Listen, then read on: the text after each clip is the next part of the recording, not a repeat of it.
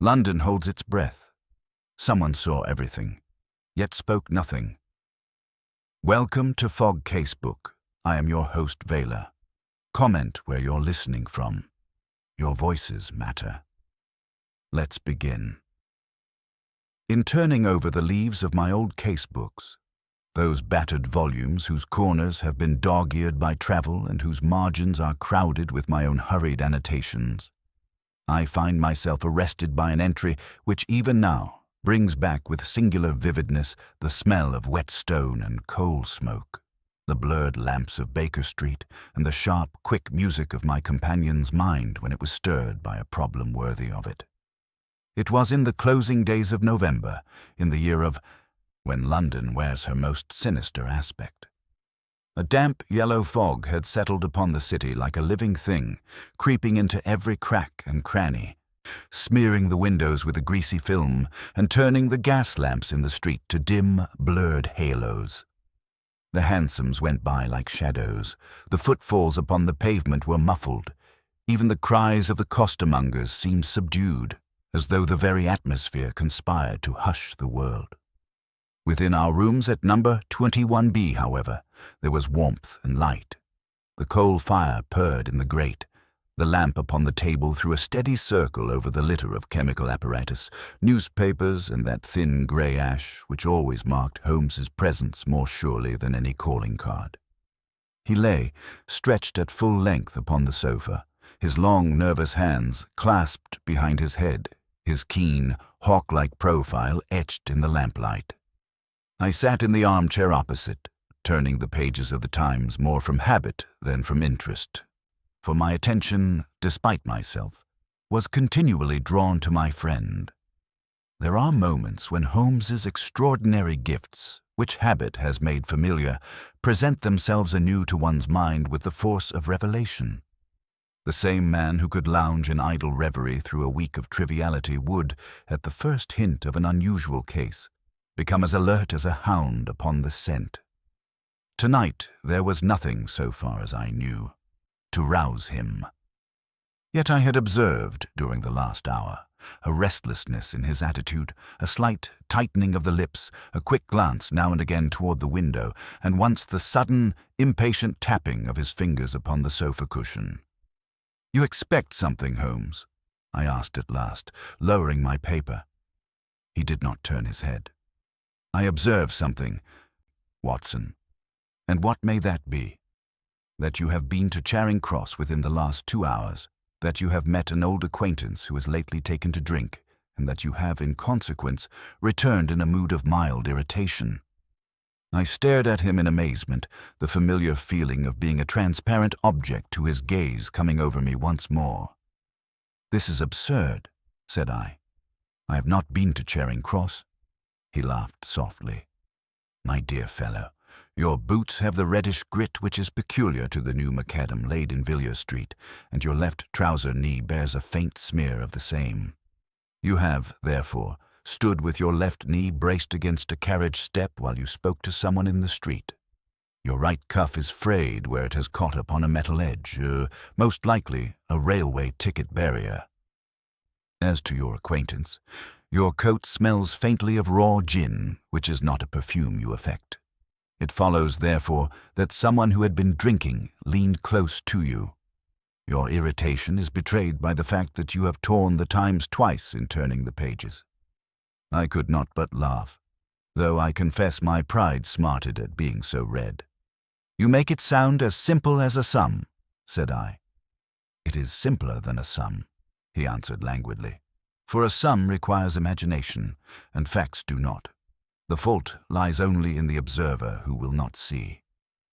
"And yet," I remarked, for I had learned to venture upon these small thrusts, "you are mistaken in one particular.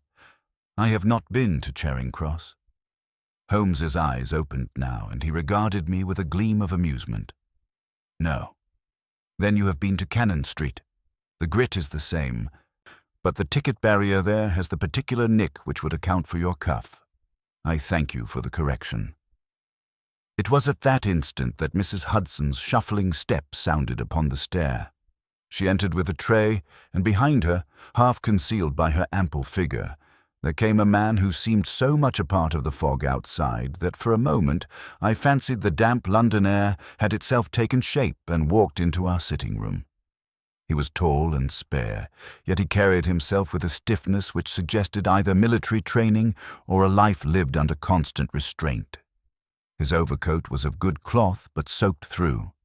The brim of his hat dripped steadily upon the carpet.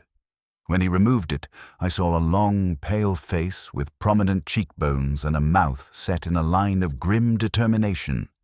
His eyes, however, belied the firmness of his jaw. They were troubled eyes, grey, deep-set and haunted, as though sleep had been a stranger to them for many nights. "Mr. Sherlock Holmes?" he asked, with a voice that was low and curiously controlled. Holmes rose in an instant, transformed from idler to man of action. His manner became, as always, at once brisk and courteous. "I am Mr. Sherlock Holmes. Pray take the chair by the fire. You are wet through." The visitor sat, but rather than warming himself, he leaned forward, his hands clenched together between his knees, staring fixedly into the flames as though he sought to read some answer there. "My name is Julian Hargreaves," he said at last. "I come to you, Mr. Holmes, because the police, because Scotland Yard, can do nothing. Or rather, they think they can do everything, and that is worse." Holmes's eyes flickered toward me, and I knew that the case had already caught him. There was a quality in the man's tone, repressed, measured, yet trembling at the edges, which spoke of something more than ordinary trouble. "You have a problem which is not wholly within the province of Inspector Lestrade," Holmes suggested. Hargreaves looked up sharply. "How do you know?" "I do not know," Holmes answered with a faint smile. "I infer. Your collar is damp from your coat, yet your hat is not crushed. You have not been in a struggle. You have walked here, therefore, from somewhere nearby. Your boots are clean of mud, yet wet, so you have come along paved streets, not through parks. You are well dressed, but your cuffs are ink-stained, so you are a man who works with papers. And you have mentioned Scotland Yard with bitterness, an indication that they have already involved themselves, and to your dissatisfaction." Hargreaves passed a hand over his forehead in a gesture of weariness. Yes, all that is true. They have involved themselves and they have chosen the wrong path. They see only what is obvious. They do not see what is silent." "The silent," Holmes repeated, and there was that quickening of interest which I knew so well. Hargreaves' eyes shifted toward me as though suddenly aware of my presence. "This is Dr. Watson, my friend and colleague," said Holmes. "You may speak freely before him." Hargreaves inclined his head, but his gaze returned to the fire. "It concerns my sister," he said. "Miss Eleanor Hargreaves." Holmes motioned gently. "Go on." She was 27 years of age, unmarried. She lived with me in Bloomsbury, in a quiet house in Great Russell Street. She had—" His voice faltered for the first time, and he swallowed hard. "She had no enemies, Mr. Holmes. She had no vices. She had nothing in her life but books, music, and kindness." Holmes's expression softened, though only for an instant. "And yet something has happened to her," said he quietly. Hargreaves nodded, and his hands tightened until the knuckles showed white. "Yesterday morning, at 9:30, our housemaid found her in the little morning room at the back of the house. The room looks out upon a small garden. Miss Hargreaves was seated at her writing table. Her head was bowed as though she slept. There was—" He stopped, and for a second his composure deserted him. "There was blood upon the blotting paper." "Dead?" I asked before I could restrain myself. Hargreaves gave a short, grim nod. "Dead." Holmes had sunk into his chair again, his fingertips pressed together. His eyes had become distant and abstracted, as if the scene were already unfolding before his inner vision. "How did she die?" he asked. "That is the question," Hargreaves replied, and there was something almost bitterly ironical in his tone. One doctor said, she had been stabbed." Another said perhaps she had fallen upon a letter opener. The police say it is murder. They have arrested my secretary. Holmes's eyes flashed. Your secretary? On what grounds?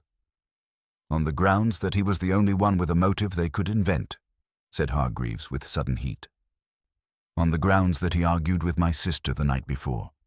On the grounds that he is convenient. And his name? Mr. Arthur Pell. Holmes leaned forward slightly. You say he argued with your sister. About what? Hargreaves hesitated. In that instant I saw again the strain in his face and something else beneath it. A conflict, as though he carried knowledge he did not wish to share. About papers, he said at last. About a document which my sister refused to sign. And this document was connected with you? Holmes asked. Yes. Then it is possible that the motive, if there is one, may concern you more closely than you wish to believe. Hargreaves' jaw tightened. I have come to you for truth, Mr. Holmes, not for comfort. Whatever concerns me, I will face it. But I cannot face what is happening now. The police have seized my house, questioned my servants, whispered in my neighbor's ears, and dragged an innocent man to a cell, all while they ignore the one thing that chills my blood. Holmes's voice sharpened. And that is? Hargreaves drew a long breath, and when he spoke his words came slowly, as if each one were weighed. My sister left a witness, he said. A witness who saw everything and will say nothing. Holmes's eyes narrowed. A person? No. An object. In a manner of speaking. Holmes's fingers steepled. Explain yourself. Hargreaves's gaze went to the window, where the fog pressed against the panes like a living pall. In the morning room, he said, there is a phonograph. A phonograph, I repeated. One of Edison's machines. Yes, my sister adored it. She would have music played upon it in the evenings. She also used it. He swallowed again. She used it to dictate letters when her wrist pained her. The doctor called it a weakness. She called it nothing. Holmes's interest was now unmistakable. And this phonograph is the silent witness? It is, said Hargreaves. Or it should be. For when the maid found my sister, the cylinder was still upon the machine. The horn was angled toward the writing table. The handle had been wound. It had been used recently. There is every reason to believe it recorded something. Perhaps the voice of the murderer, perhaps a struggle, perhaps her final words. Holmes's eyes glittered. And yet it will not speak. Hargreaves' hands opened in a gesture of helplessness. When the police attempted to play it, he said, there was nothing. Only a faint scratching like the sound of someone breathing too softly into a shell. The cylinder appears blank, yet I'm certain that my sister used it the night before. I heard it myself, the thin, tinny notes of a waltz in the drawing room at 10 o'clock. And later I heard the machine again, but not music, voices, muffled. I could not make out the words. I thought it was my sister dictating.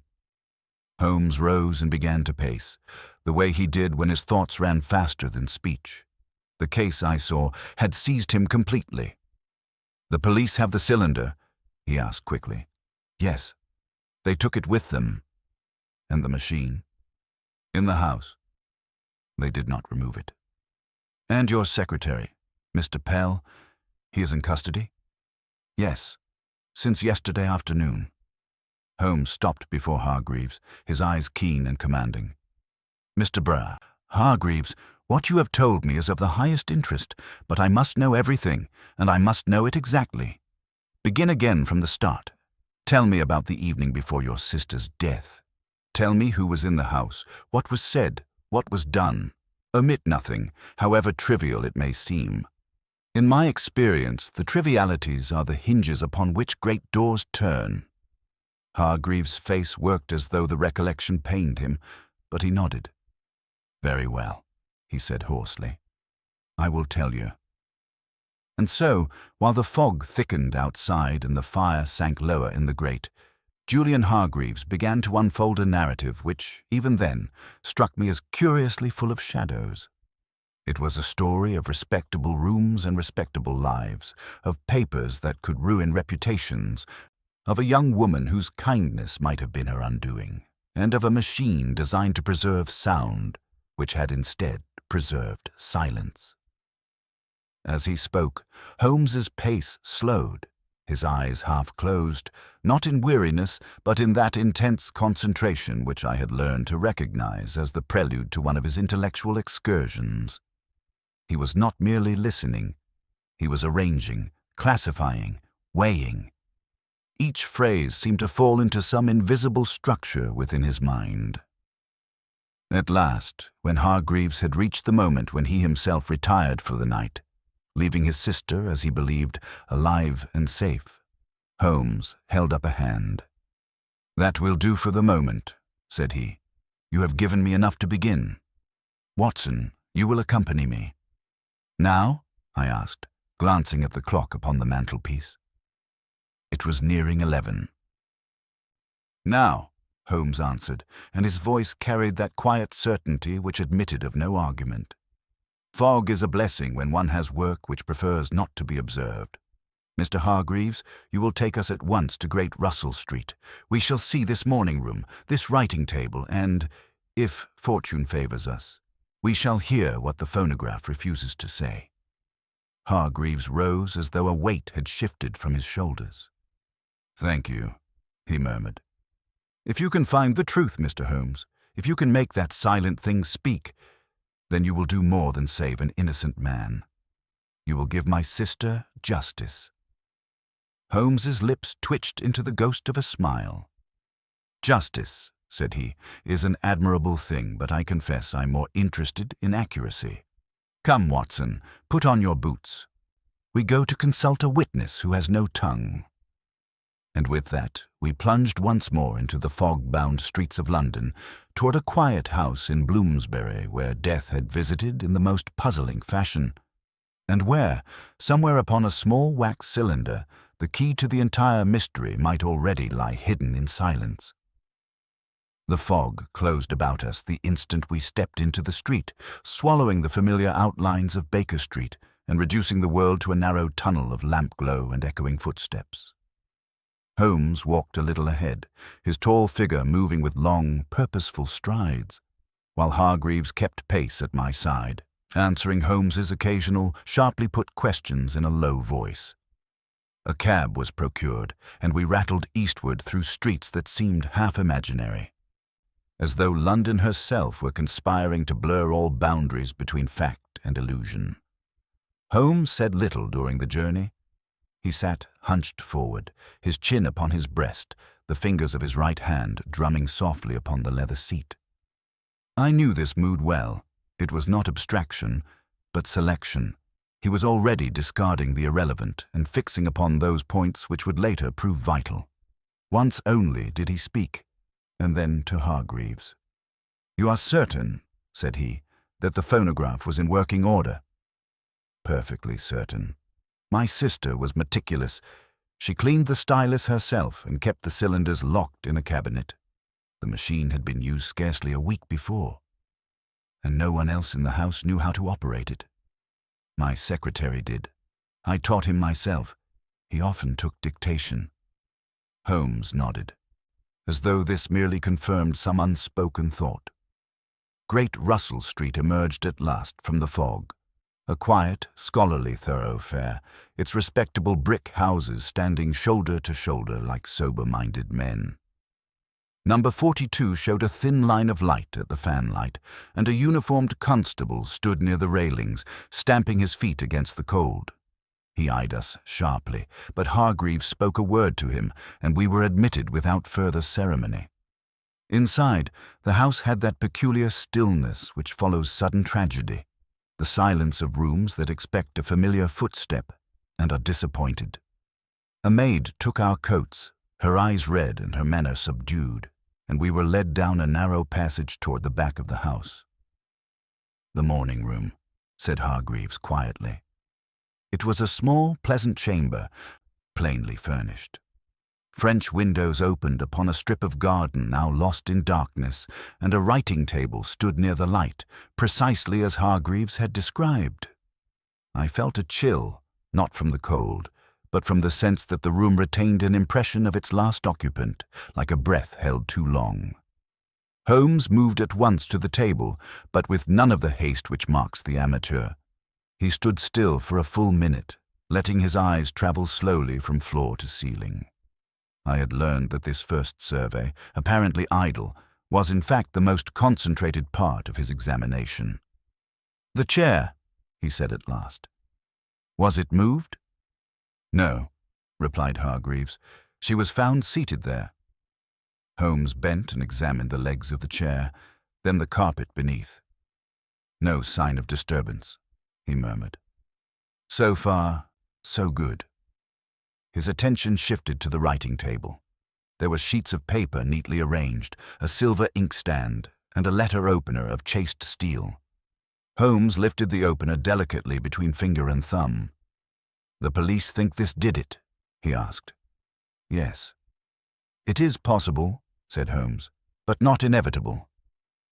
He replaced it and leaned closer to the blotting paper. Though it had been changed, I saw that the wood beneath bore a darker stain.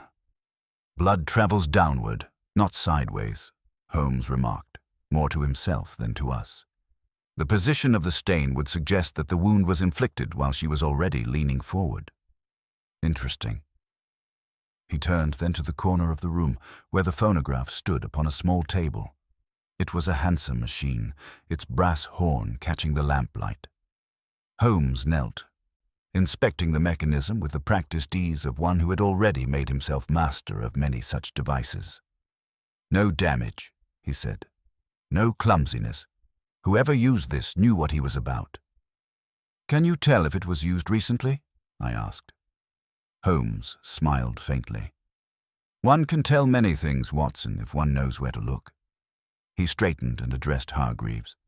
"The cylinder which was upon the machine, was it one your sister commonly used?" "Yes, a blank one, kept for dictation." "And the others?" "Locked away. The police examined them." Holmes paced once more, stopping before the French windows. "May I see the garden?" Hargreaves unlocked the door, and we stepped out into the damp night air.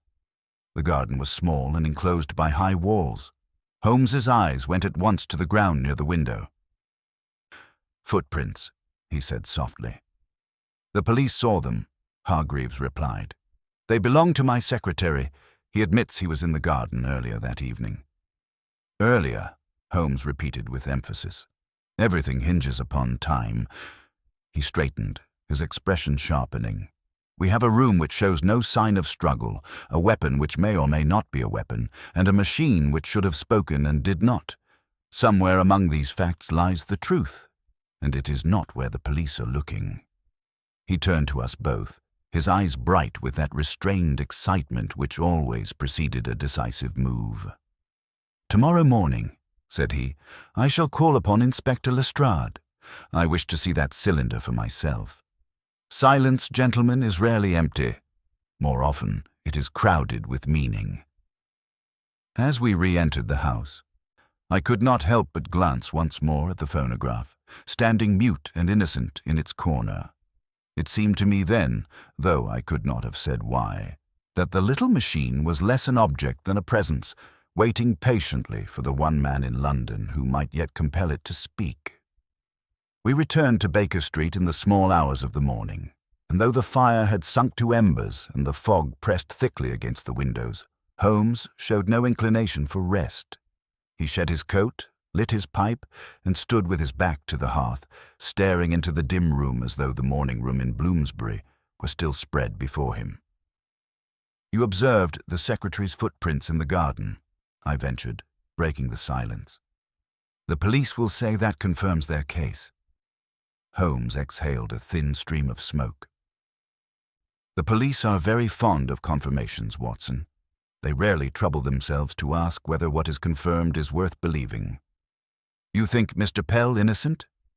"I think," said Holmes carefully, "that the evidence against him is symmetrical. That alone makes me suspicious. Crime is seldom neat." He said no more, and shortly after that he retired, leaving me with the uncomfortable impression that his mind was racing far ahead of my own. I slept little, and when I awoke, Holmes was already at the table, writing rapidly upon a sheet of paper. "A note for Lestrade," he explained, sealing it. "He will receive us at 11. Inspector Lestrade proved to be in one of his expansive moods when we arrived at Scotland Yard. He greeted Holmes with a mixture of respect and irritation, as a man might greet an instrument he found indispensable yet exasperating. "So you've taken an interest in the Hargreaves business," said he. "Neat case, I think. Young fellow Pell had the motive and the opportunity. Argued with the girl, wanted her to sign papers, and there's the letter opener to clinch it." "Indeed," said Holmes mildly. "And the phonograph?" Lestrade snorted. "A red herring. We played the cylinder twice, blank as a politician's promise." "May I hear it?" Holmes asked. Lestrade hesitated, then shrugged. No harm in that. He produced a small cardboard box and handed Holmes the wax cylinder within. Holmes held it up to the light, turning it slowly. "You played it on the machine at Bloomsbury?" "Yes." "And only there?" "Yes." Holmes smiled faintly. "Then you have done precisely what I should have expected." Lestrade frowned. "What's that supposed to mean?" "It means," Holmes replied, "that you have listened, but you have not examined." He requested the use of a phonograph, and after some grumbling, Lestrade obliged. Holmes fitted the cylinder, adjusted the stylus with infinite care, and motioned for silence. The machine whirred, the needle traced its groove. There was, as Lestrade had said, nothing but a faint, irregular scratching. Holmes stopped the machine almost at once. "That will do," said he. "You see?" Lestrade cried. "Nothing." "On the contrary," Holmes answered quietly. "I see a great deal. May I?" Without waiting for permission, he removed the cylinder and drew from his pocket a small magnifying lens. Bending over the wax surface, he studied it intently. "The grooves are shallow," he said, "uneven. This cylinder has been used." "But we heard nothing." "Because," Holmes replied, "you heard exactly what someone wished you to hear." He turned to Lestrade. "Tell me, did anyone other than yourself and your men handle this cylinder?" "It was in the house overnight before we took it," Lestrade admitted. "But the servants are never invisible," Holmes finished. "And machines, Inspector, are no more trustworthy than men. They only do what they are made to do, or what they are forced to do." Lestrade stared. "Are you saying it was tampered with?" "I am saying," Holmes replied, "that it was made to lie by telling the truth." He replaced the cylinder carefully in its box. "I shall require this for a little longer," he added, "and I shall require to see Mr. Pell." Lestrade stiffened. "You can't—" "I can," said Holmes with sudden steel in his voice, "unless you prefer to arrest the wrong man and let the right one walk free."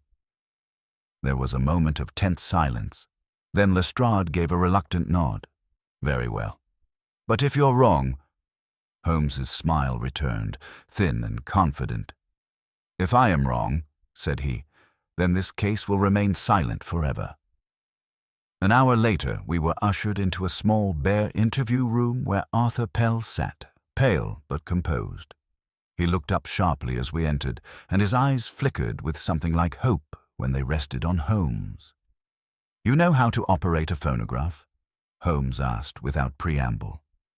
"Yes," Pell answered. "I've used it often."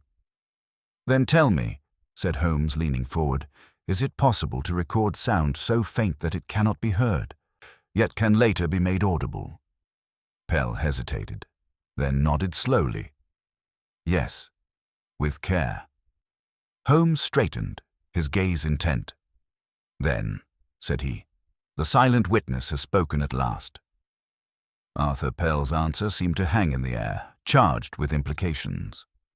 Holmes regarded him steadily, not as an accuser, but as a man measuring another's capacity for truth. "With care," Holmes repeated softly. "Explain." Pell drew a breath. "If the speaker is distant from the horn, or if the stylus pressure is altered, the grooves can be made so shallow that ordinary playback yields almost nothing. But the sound is still there. It can be recovered with the right adjustments." Lestrade, who had followed us into the room and now leaned against the wall with folded arms, gave a short laugh. "That's theory. You can make anything sound clever after the fact." Holmes turned on him sharply. "Then you will indulge me, Inspector, while I make it practical." He dismissed Pell for the moment, promising to return, and led us back into the corridor. As we walked, he spoke in a low voice meant only for my ears. "The phonograph was not silenced, Watson. It was muted. Someone wished to preserve a record while ensuring it would not be heard by the police." "Why preserve it at all?" I asked. "Why not destroy the cylinder?" Holmes's eyes gleamed. "Because destruction invites suspicion. Silence, on the other hand, reassures the unimaginative." Within the hour, we were once more in the morning room at Great Russell Street. Holmes had insisted upon bringing the cylinder back to the scene of its making, and though Lestrade objected, he yielded again, curiosity beginning to erode his confidence. Holmes set the phonograph upon the table and examined it anew, this time with a small leather case of instruments laid open beside him.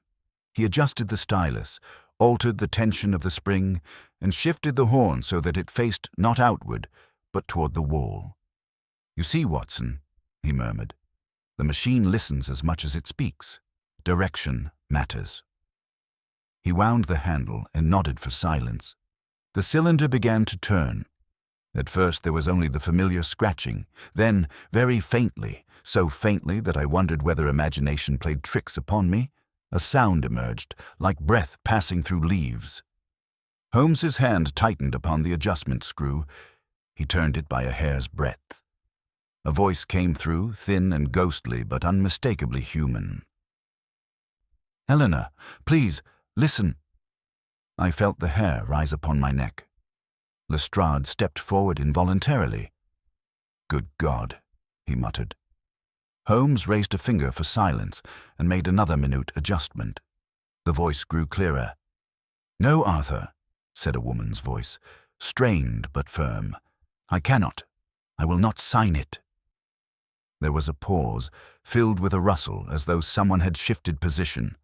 "You don't understand," said the man's voice. "It's not just your brother. There are others. Powerful men."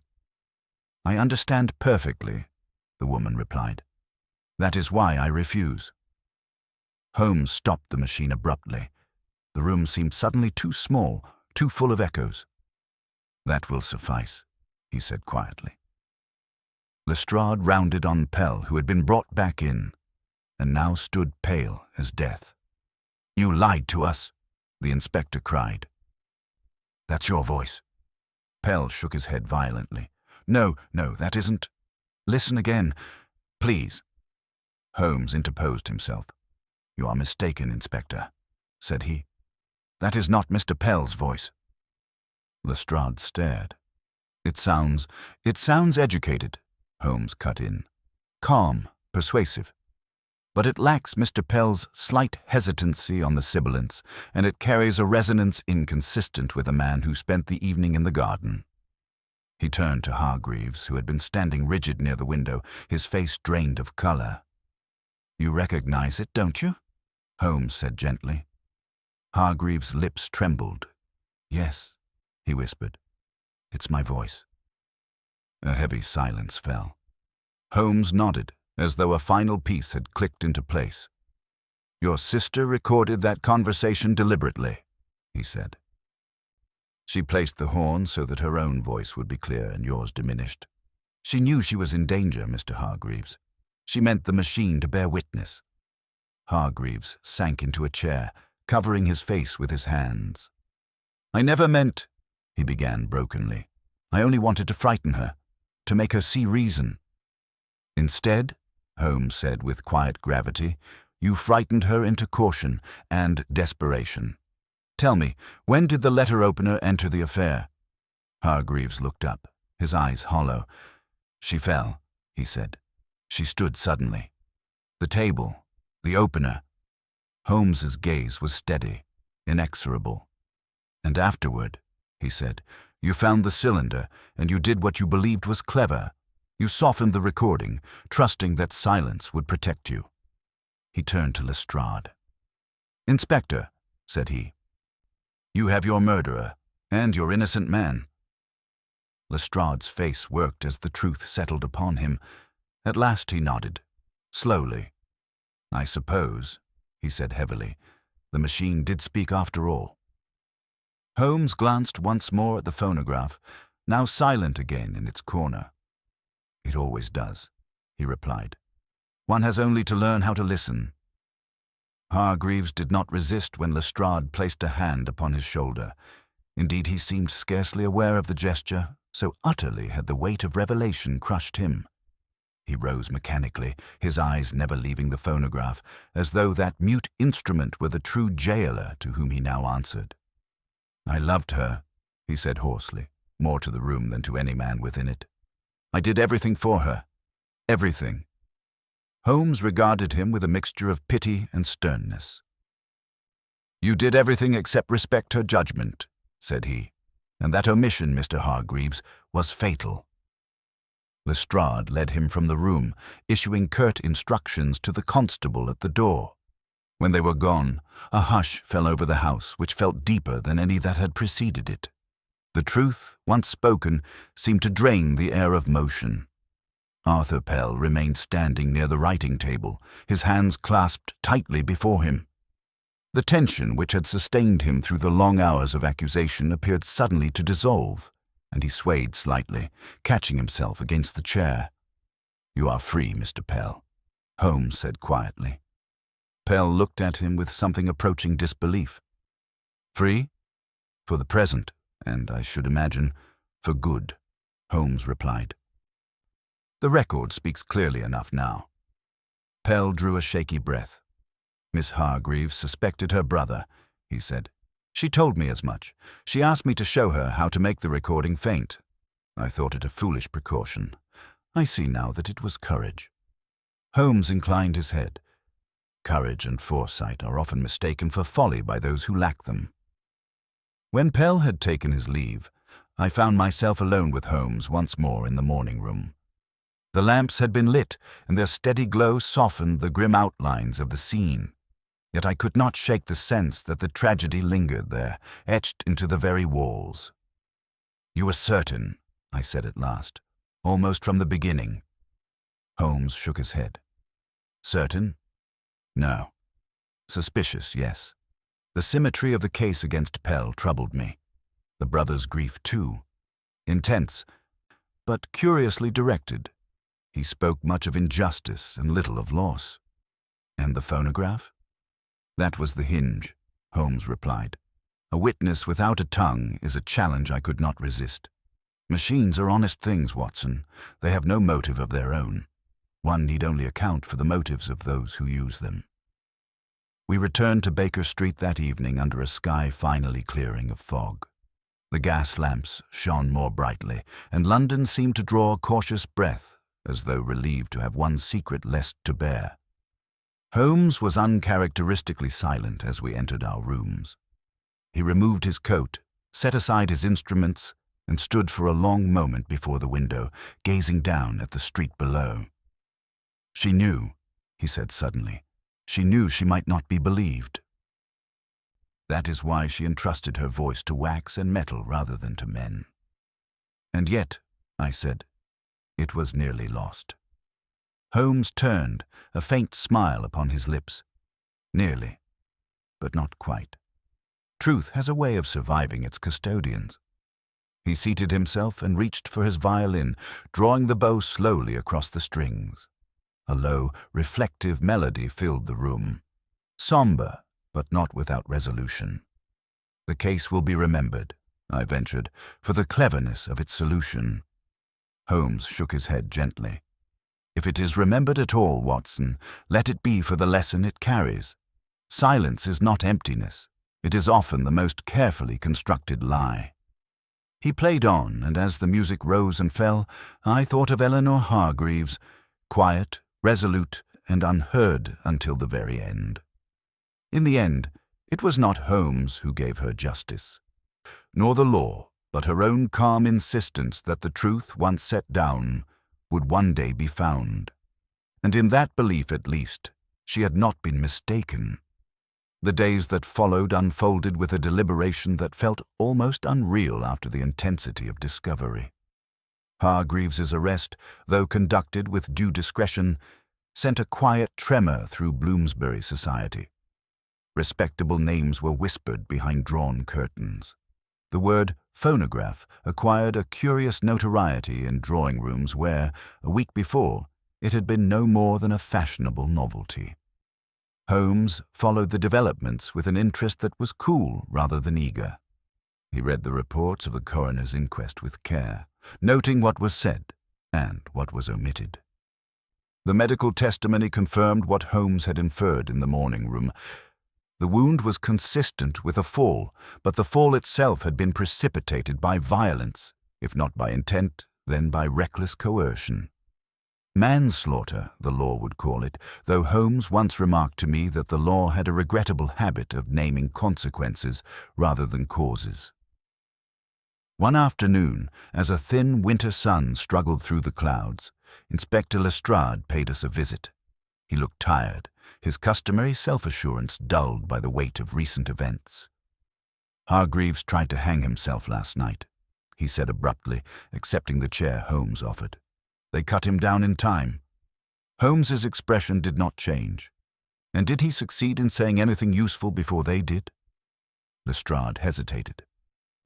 "He said the papers mattered more than his life, that there were men who would see him ruined whether he spoke or stayed silent." Holmes's eyes sharpened. "Ah, you think there's more?" Lestrade demanded.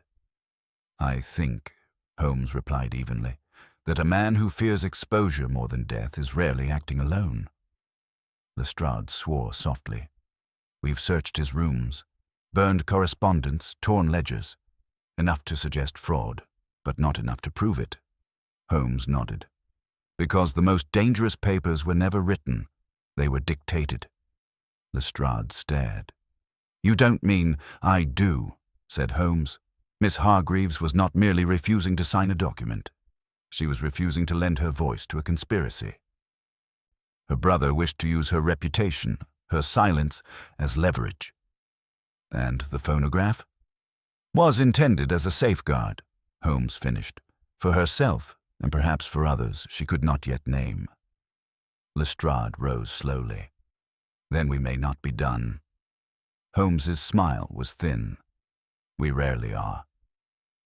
That evening, Holmes asked me to accompany him once more to Great Russell Street. The house was quieter now, its future uncertain, its past irrevocably altered. We were admitted by the same maid, who seemed relieved to see Holmes again, as though his presence imposed order upon chaos. Holmes went directly to the phonograph. He examined the remaining cylinders, those the police had dismissed as irrelevant. Music, speeches, fragments of poetry. One by one he tested them, listening with the same careful adjustments he had used before. At last, from a cylinder labeled "Simply Practice," there emerged a voice. Not Eleanor's, but Hargreaves's, speaking with the easy authority of a man accustomed to command.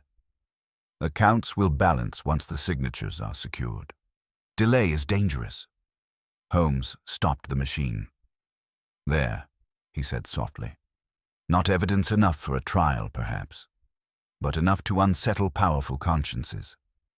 "You mean to give it to the police?" I asked. Holmes shook his head. "No, I mean to let it be known that it exists." He replaced the cylinder and closed the cabinet. "Men who trade in secrecy," he continued, "fear uncertainty more than accusation. A whisper of exposure will do what a warrant cannot." We left the house in silence. 2 days later, Lestrade informed us that several firms connected with Hargreaves had abruptly dissolved, their principals departing for the continent with suspicious haste. The larger net, it seemed, had tightened of its own accord. Holmes received the news without comment. That night, as he sat once more with his violin, I ventured to ask whether he felt satisfied. "Satisfied?" he repeated. "No, Watson. Only resolved." He drew the bow gently across the strings. "Justice is not a single act," he said. "It is a sequence." Miss Hargreaves understood that. She planted a seed, trusting that someone someday would recognize it for what it was. "And you did," I said. Holmes's smile was fleeting. I listened. The melody rose again, quiet, deliberate, and thoughtful, and I reflected that in a city so full of noise it was often the faintest sounds that carried the furthest truths. The matter might have ended there, had events been content to follow a straight line. They rarely are. 3 evenings later, as Holmes and I sat over a late supper, Mrs. Hudson announced a visitor whose card bore a name unfamiliar to me, but which Holmes studied with sudden attention. "Mr. Lionel Brooke," he murmured. "Show him up, if you please." The gentleman who entered was of middle years, impeccably dressed, and possessed of a manner so smooth that it seemed almost polished by use. Yet beneath that composure, I detected a tension akin to that which had marked Julian Hargreaves, less raw perhaps, but more guarded. "I trust I do not intrude," said he, inclining his head. "I come upon a matter of mutual interest." Holmes motioned him to a chair. "Intrusion depends entirely upon intention, Mr. Brooke. Pray continue." Brooke folded his gloves carefully before speaking. "I represent certain parties whose names would mean little to you, but whose concerns may intersect with your recent inquiries." Holmes's eyes were intent. "You refer to the Hargreaves affair?" "Indirectly," Brooke replied. "More precisely, to certain recordings which may or may not exist." Holmes leaned back, steepling his fingers. "Ah." Brooke smiled thinly. "You see, Mr. Holmes, commerce thrives upon discretion. When that discretion is threatened, even by implication, it becomes necessary to clarify matters." "And you have come to clarify them with me," Holmes said. "How considerate." Brooke's smile faded. "I've come to ensure that no further misunderstandings arise.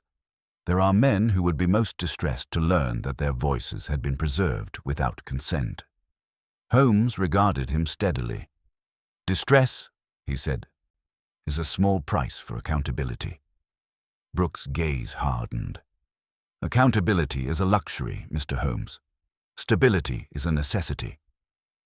For a moment, the air in the room seemed to thicken, much as the fog had done on the night this case began. I felt again that peculiar sense of standing at the edge of something larger than a single crime. "You misunderstand me," Holmes replied calmly. "I have no desire to publish or parade any such recordings. My interest is, as always, confined to truth. And if the truth proves inconvenient, then it will do what truth always does," Holmes answered. "It will endure." Brooke rose, smoothing his coat. I had hoped for a more accommodating conversation. Holmes's smile was almost genial. "Accommodation is best sought in hotels, Mr. Brooke. Here, we deal only in facts." The visitor inclined his head stiffly and took his leave. When the door had closed behind him, Holmes remained motionless for some moments, his expression thoughtful. "They are frightened," I said quietly. "Yes," Holmes replied, "and fear, Watson, is the most reliable indicator of pressure points." The following morning brought confirmation. A fire broke out at a warehouse near the Strand. An accident, according to the papers. Holmes read the report with a frown. "Too convenient," he muttered. By noon, Lestrade arrived, his face grim. "Someone tried to break into the Hargreaves' house last night," he said. "Forced the back door. They were scared off, but it's clear enough what they wanted." "The cylinders," Holmes said. Lestrade nodded. "We've moved them to a secure location." Holmes exhaled slowly. "Then the game continues." That afternoon, Holmes set about what he called a small precaution. He visited a firm of instrument makers and returned with a duplicate phonograph stylus, subtly altered. With it, he made copies, not of sound, but of absence. Blank cylinders indistinguishable from the originals to any but the most careful eye. "Insurance," he explained to me. "One should never keep all one's truths in a single cabinet." That night, as the city settled into uneasy sleep, Holmes dispatched a series of letters, each phrased with meticulous ambiguity, hinting at recordings that might surface should certain inquiries be pursued. He sealed them without signatures. "Do you expect answers?" I asked. "I expect reactions," Holmes replied. "Answers are merely a byproduct." They came sooner than I anticipated. Within days, the press buzzed with rumors of resignations, of silent partners withdrawing, of men suddenly taken ill or suddenly abroad. No charges were laid, no names were printed, yet the disturbance was unmistakable. Holmes watched it all with detached interest. "Miss Hargreaves's voice," he said one evening, "has become a lever, not because it is loud, but because it is precise." "And when the pressure is enough?" I asked. Holmes allowed himself a rare, reflective pause. "Then," said he, "the lever may be set aside. Its work will be done." As he spoke, the violin lay untouched upon the table between us. For once, Holmes seemed content with silence, not as a shield, nor as a lie, but as a space in which consequences were still unfolding, unheard but inevitable. The tension Holmes had so carefully cultivated did not dissipate at once. Rather, it settled into the city like a low, inaudible hum.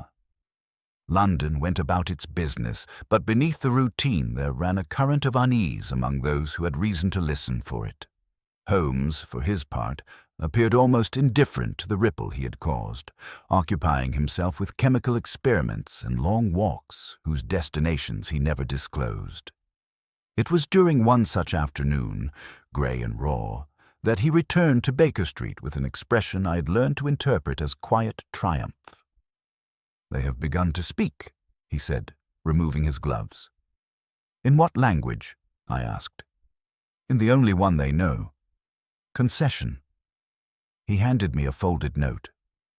It was unsigned, written in a firm but hurried hand, and contained a request for a private meeting at a club near Pall Mall. Holmes glanced at the clock. "We shall not keep them waiting," he said. The club was discreet to the point of invisibility, its entrance unmarked, save for a brass plate worn smooth by years of cautious use. We were shown into a small room overlooking the street, where Mr. Lionel Brooke awaited us. He looked unchanged at first glance, but the polish of his manner had dulled. There was a faint tremor in his hands as he poured tea. "You have made your point," he said without preamble. "Further agitation will serve no one." Holmes accepted his cup. "On the contrary, Mr. Brooke, agitation serves precisely those who have been too long undisturbed." Brooke sighed. "What do you want?" "The truth," Holmes replied, "and assurances that it will not again be buried beneath convenience." Brooke hesitated, then nodded. "There are men prepared to withdraw, to dissolve arrangements. Certain ventures will be abandoned." "And Miss Hargreaves?" Holmes asked quietly. Brooke looked away. "She was an obstacle, nothing more." Holmes's eyes hardened. "She was a woman who refused to lend her voice to a lie. That refusal cost her life." A long silence followed. At last, Brooke spoke again, his voice subdued. "The cylinders, are they safe?" "They are precisely where they need to be," Holmes answered. "Whether that remains so depends entirely upon your employer's conduct." Brooke rose. "Then we understand one another." Holmes inclined his head. "Perfectly." We left the club as dusk gathered, the lamps flickering into life along the pavement. I could not help but feel that we had stepped away from something vast and shadowed, its outline only partially revealed. "Will they keep their word?" I asked as we walked. "For a time," Holmes replied. "Long enough to convince themselves that silence has been restored. That is when it is most dangerous." "And the cylinders?" I pressed. Holmes smiled faintly. "Are no longer unique." Back at Baker Street, he unlocked a small drawer and showed me its contents. Several wax cylinders, each carefully labeled in his neat hand. "Copies," he said, "distributed among friends who value discretion." "You mean to keep them indefinitely?" "No," Holmes answered. "I mean to ensure they are never needed." In the weeks that followed, the storm Holmes had predicted seemed to break and pass without visible damage. Businesses quietly reorganized, partnerships dissolved, names once prominent faded from notice. Julian Hargreaves, broken and penitent, was sentenced, his attempt upon his own life cited as evidence of remorse. Arthur Pell left London altogether, taking a post abroad, his reputation restored but his faith in institutions irrevocably shaken. As for Eleanor Hargreaves, her name appeared only briefly in the papers, attached to the dry language of inquests and estates. Yet I sensed that her influence lingered in subtler ways, carried forward by the consequences Holmes had set in motion. One evening, as Holmes and I sat together in reflective silence, he at last took up his violin. The music he drew from it was softer than usual, contemplative, almost tender. "She trusted a machine," I said, "more than men." "She trusted accuracy," Holmes corrected. "Men failed her. Precision did not." He lowered the violin and looked at me. "Remember this, Watson," he said. "When voices are suppressed, they do not vanish. They change form. Wax, paper, memory, it matters little. Truth adapts." "And you?" I asked. "Will you let this one go?" Holmes considered the question, then smiled. That familiar, enigmatic curve of the lips. "When the silence is honest," he said, "there is nothing left to pursue." Outside, London murmured on, unaware of how narrowly it had escaped a deeper corruption, and somewhere, locked away yet enduring, a woman's quiet refusal continued to resonate. No longer a secret, but a warning, preserved against the day it might again be needed.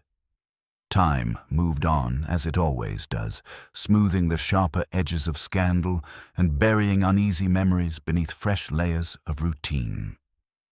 To the casual observer, the affair of Eleanor Hargreaves had resolved itself, a tragic domestic crime, a misguided brother, a clever intervention by the consulting detective of Baker Street. London, satisfied with its explanation, turned its gaze elsewhere. Holmes alone remained alert to the aftershocks. He had resumed his habits. Irregular hours, sudden excursions, days of brooding inertia, punctuated by bursts of fierce concentration. But I sensed a watchfulness beneath it all, as though he listened still for an echo that had not quite died away. More than once I found him examining the wax cylinders he kept locked in his drawer, turning them thoughtfully in the light without fitting them to the machine. "They will test the silence," he remarked one evening, without preamble. "Who?" I asked. "Those who believe themselves safe," he replied. "They always do." The test came sooner than I expected. A week later, Holmes received a telegram delivered by hand rather than wire, a choice he noted with some amusement. It contained only a time and a place, midnight beneath Hungerford Bridge. "Will you go?" I asked. "Of course," said Holmes. "One does not invite the night without meaning to keep the appointment." We arrived shortly before the hour. The Thames slid darkly beneath us, its surface broken by wavering reflections of distant lamps.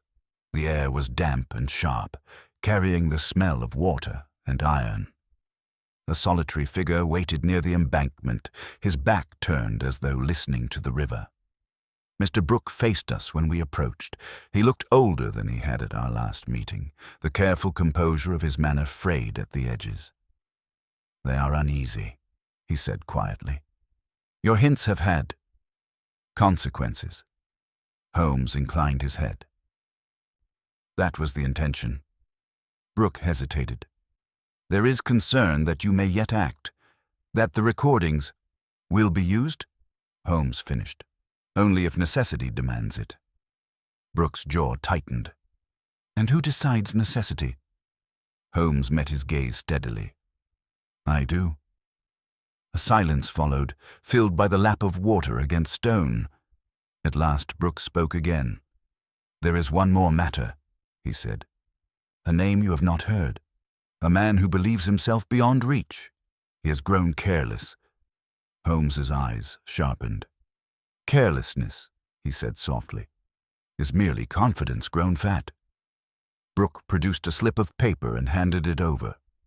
Holmes glanced at the name, committing it to memory, then folded the paper and dropped it into the river. It vanished at once. "I require no reminders," he said. Brooke exhaled, as though relieved and afraid in equal measure. "Then we are finished." "For now," Holmes replied. We parted without further words. As we walked back toward the lights of the Strand, I could not suppress a feeling of unease. "You are drawing dangerous men into the open," I said. Holmes's expression was calm. "No, Watson. They are stepping into the light of their own accord. I merely ensure it is switched on." The following days passed without incident, yet the atmosphere of expectation remained. Holmes followed the movements of the man whose name Brooke had provided with meticulous care, consulting ledgers, timetables, and old acquaintances. Piece by piece, a pattern emerged, of transactions routed through innocuous charities, of meetings disguised as social calls, of influence exerted without ever appearing upon paper. "And Eleanor Hargreaves brushed against this?"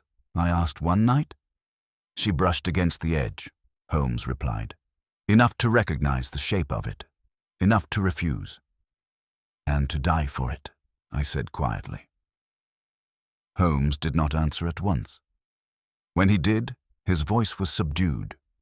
"She died because someone believed silence could be controlled," he said.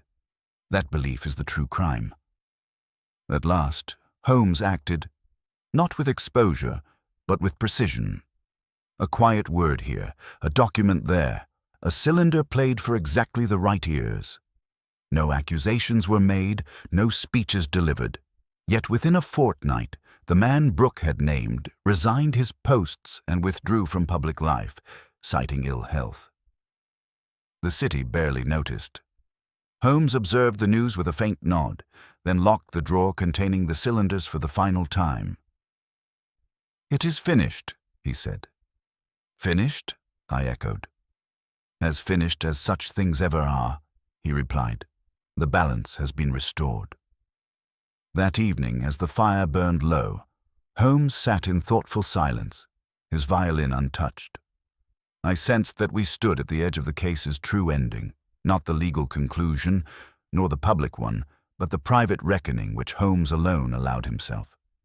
"Do you ever regret," I asked, "how much must remain unspoken?" Holmes looked at me, his gaze steady and reflective. "No," he said, "because this time, Watson, the silence is earned." The weeks that followed passed without incident, and with them came that peculiar quiet which descends when a matter has been resolved so thoroughly that even curiosity loses its footing. The Hargreaves' house was sold, its contents dispersed. The phonograph, once the axis upon which so much had turned, was returned to its cabinet, its horn dulled, its presence reduced once more to that of an ingenious curiosity rather than a keeper of truths. Holmes allowed the affair to recede with characteristic finality. He spoke of it no more unless pressed, and even then only to correct some misstatement or to strip away an unnecessary embellishment. In his mind, I knew, the case was complete. Every motive traced, every effect accounted for, every silence explained. One evening, as winter gave way reluctantly to the first pale hints of spring, I found him seated at the window, gazing down upon Baker Street with an expression of rare tranquility. "You will write it up," he said suddenly, without turning. "Yes," I replied. "In time." "Be careful how you frame it," Holmes added. This was not a triumph of brilliance, Watson. It was a triumph of restraint. I considered his words. "You exposed a murderer, dismantled a conspiracy, and unsettled men who believed themselves untouchable." "And yet," Holmes said quietly, "I did so by doing almost nothing. That is the point." He turned then, and for once there was no irony in his smile. "The temptation in such cases," he continued, "is always toward revelation, to proclaim, to accuse, to illuminate every corner. But light is a blunt instrument. Precision requires shadow." "You let some truths remain hidden," I said. "I let them remain contained," he corrected. "There is a difference." He rose and crossed the room to the small drawer, which until recently had held the wax cylinders. Opening it, he revealed that it was now empty. "They are gone," he said, reading the question in my eyes. "Return to the earth, where wax belongs." "You destroyed them." "I released them," Holmes replied. "They had served their purpose. To preserve them longer would have been indulgence." He closed the drawer and, for the first time since the case began, took up his violin. The melody he played was simple, unadorned, and unhurried, a tune that neither demanded attention nor invited applause. It was, I thought, a fitting epilogue. As the music filled the room, my thoughts returned to Eleanor Hargreaves. She had not sought heroism nor notoriety. She had asked only that her refusal be remembered accurately, if at all. In the end, that refusal had reshaped lives far beyond her own, not through force, but through fidelity to fact. When Holmes set the violin aside, the silence that followed felt complete rather than empty. "There will be other cases," I said. "Of course," he replied. "There always are." "And others like her?" Holmes nodded. "Quiet figures at the margins, observant, principled, dangerous in their way." "Dangerous?" I echoed. "To those who depend upon lies," Holmes said calmly. "Truth does not always shout, Watson. Sometimes it waits." He glanced once more toward the window, where the lamps of Baker Street flickered into life. "This city," he went on, "is full of witnesses who do not speak, objects, habits, absences. Most men pass them by. Occasionally, one learns to listen." And with that, he reached for a newspaper and settled back into his chair, the case of the silent witness laid finally to rest, not because it had been forgotten, but because it had been understood. For my own part, as I close this account, I cannot help but reflect that the most remarkable aspect of the affair lay not in the ingenuity of its solution, but in its restraint. The truth was uncovered, justice served, and yet the world continued much as before, altered only where alteration was necessary. In that balance, so delicately struck, I find the true measure of Sherlock Holmes.